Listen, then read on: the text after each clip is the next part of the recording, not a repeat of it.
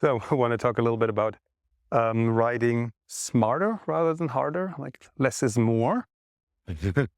And so in case you don't know who I am, my name is Thomas Ritter. My wife Shanna and I teach riders how to train their horse. And if you find the information useful, then please hit like and subscribe, turn on the notifications. And if you have questions, you can add them below. If you have suggestions for other topics that you would like me to cover, let me know. When I was young, one of my old teachers pointed out to us that it already took us maybe 45 minutes to warm the horse up. And then, by the time we were ready to do actual work, the horses were basically already getting tired, right? And it never, at that time, it was a bit of a light bulb moment because I'd never thought of it like that. It just was normal. It just takes as long as it takes, right?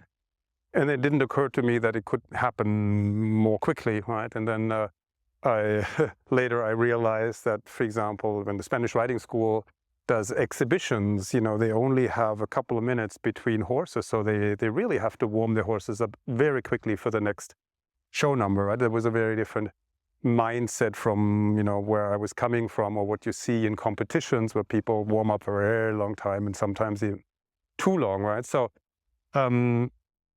we should always try and conserve the horse's energy, mental as well as physical energy, which means you have to warm up intelligently. So you get to the point where you can work fairly quickly so that you're not wasting energy. Like you want to avoid endless miles, empty miles in the trot or the canter, with a stiff and crooked and unbalanced horse, hoping that at some point he'll get a little softer, right? Because then you just add wear and tear on the legs. The horse might get unsound eventually. And by the time you feel like your horse is ready to work, then he's already physically and mentally tired, and then you won't get any good results, right? So put some thought into how you can make your warm-up more efficient. So that could be a few minutes of lunging, a little work in hand, a little double lunging,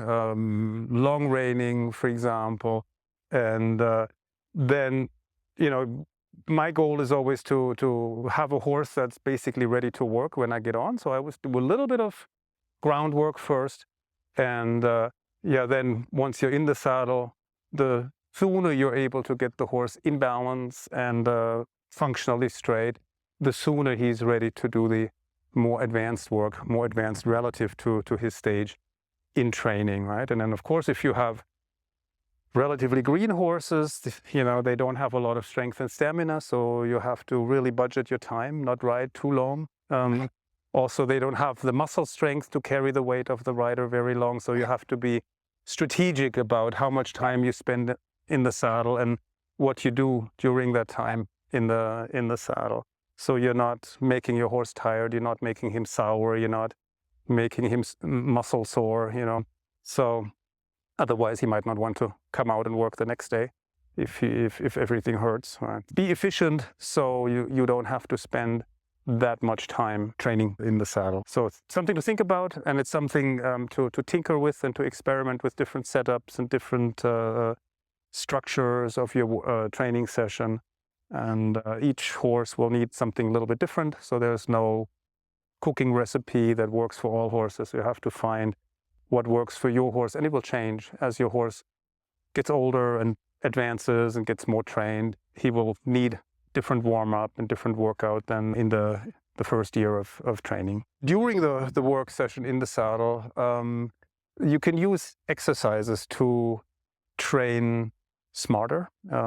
You can choose deliberately exercises that target specific areas of the body. Like you can target the shoulders by riding turns, right? You can target the hind legs through sidestepping, for example. You can target the rib cage by bending, changing the bend, combining like a volte left with a shoulder in right afterwards and things like that. So the hind leg that was the outside one in the last element becomes the inside one in the next element with a little bit of sidestepping combined with it.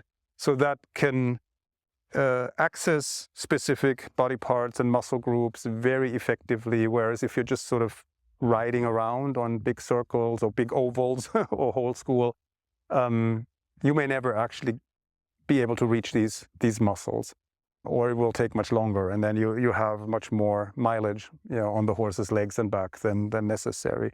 So learn what different exercise elements do for the horse, which body parts they target, and you can make your own exercises by combining different elements with each other, and that will allow you to get the horse balanced and supple and through and functionally straight much sooner than if you just sort of ride around, on a giant circle. So let me go a little bit more into the correlation between certain exercises and body parts of the horse.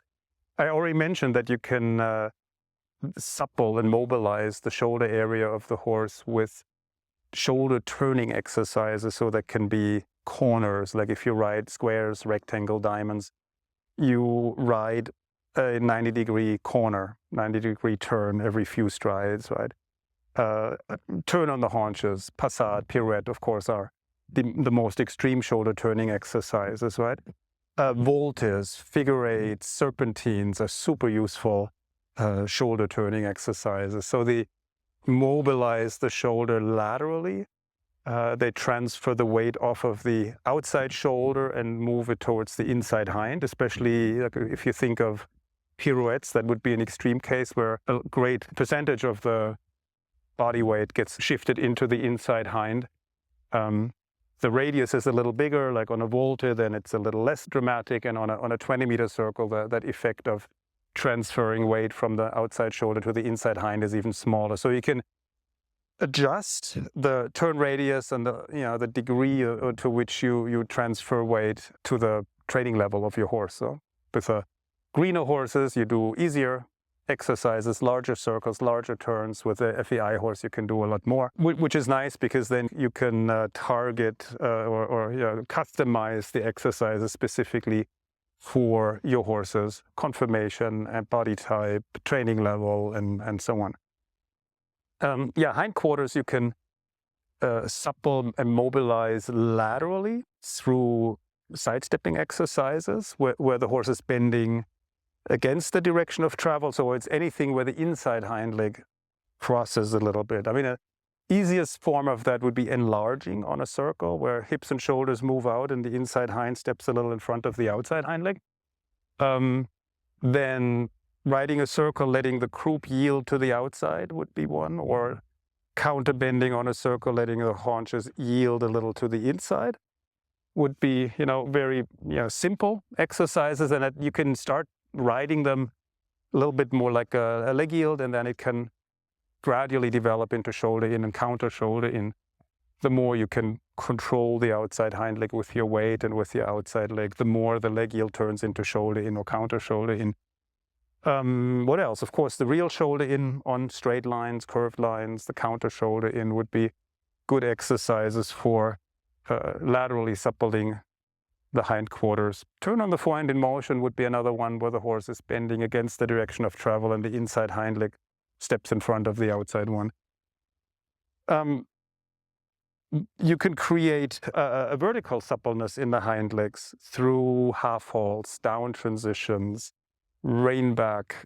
And also, I find that the lateral movements with a bend in the direction of travel have a vertically suppling effect on the hind legs. It's like the horse has to do squats in order to do a half pass, right? The inside hind leg has to flex and support the weight so the outside hind leg can come across.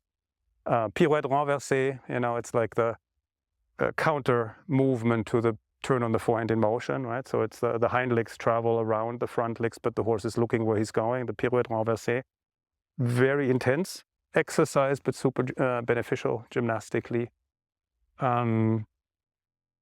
Trying to think if I forgot anything, but I think these are the important gymnastic elements to create vertical suppleness in the hindquarters.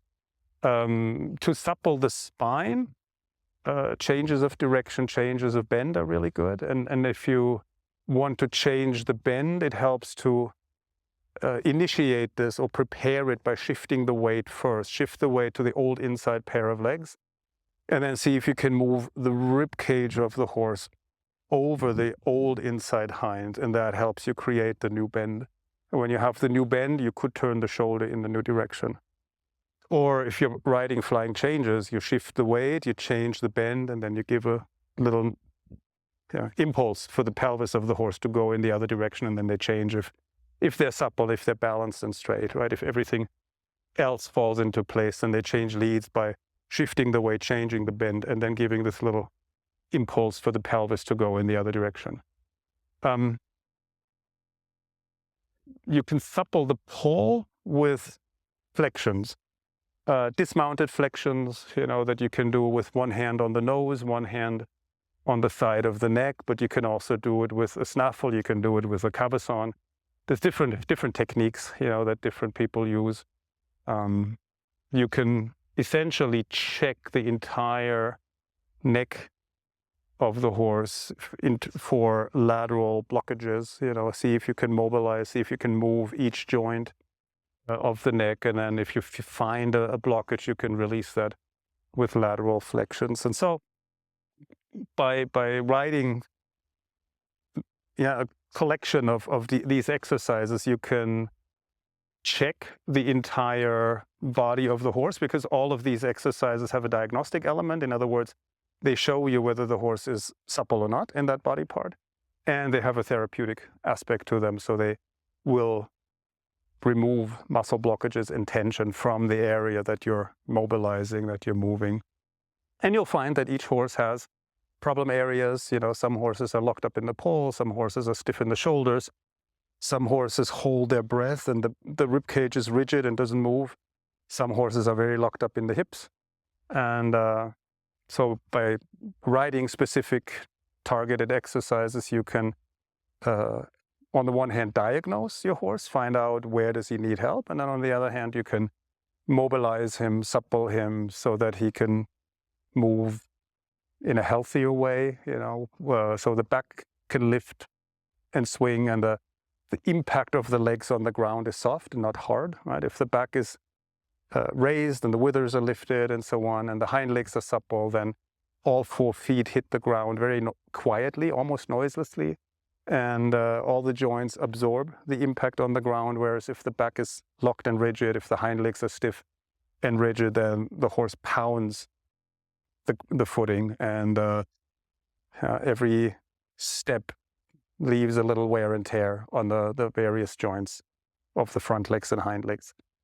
So balancing, straightening, and suppling is what keeps the horse healthy and sound. That's why the old masters always said that the balance and suppleness are the cornerstones of dressage. And that's what we're trying to create with these exercises that can target all the different areas of the body. Okay, so to wrap this up, under the topic of ride smarter, not harder, or be more efficient, I started by giving you some ideas for structuring the warm-up so that you get the horse warmed up, balanced, attentive, focused, supple, as much as possible with the least amount of energy usage or wear and tear, so that by the time you get on the horse, he's still fresh, mentally fresh, physically fresh, so you can do the more advanced work with him before he's tired.